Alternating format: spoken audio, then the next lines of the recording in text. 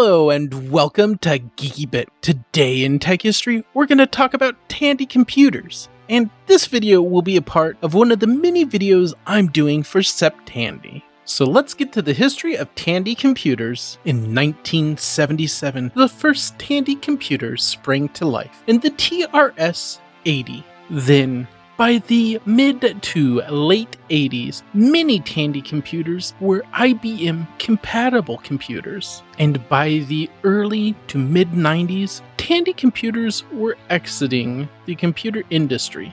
The last of the mainstay Tandy computers to be sold operated on the 486 architecture. The company behind Tandy computers, known as Tandy, which also owned RadioShack, got its start in the early 1900s in, of all industries, leather. Tandy sold their PC manufacturing to AST, and AST was in turn bought by Samsung, and Samsung in turn sold the AST name to Packard Bell. RadioShack, the primary retailer for Tandy computers, had closed most of its physical locations by the mid to late 2010s. Something interesting to note is both RadioShack and Tandy still operate and are online retailers of their respective goods. However, Tandy computers are still no more. Maybe we could hope for a revival in the future. I don't often say this, but there is far too much history about Tandy computers and all its different versions to go over in this video. And that is why I highly recommend, if you want to know a lot more about Tandy computers history, you go down to the links in the description below. Now, with all of that out of the way, let's talk about my story with Tandy computers. It was the summer of 1993. A friend of mine named Samuel was so excited to tell me about how his family had gotten a brand new computer, a Tandy 4825 SX. So I was really happy for him because I knew he wanted to play some of the games us other friends had been playing together. And I also was really interested because I heard that Tandy computers had vastly superior sound to other PC compatibles of the time.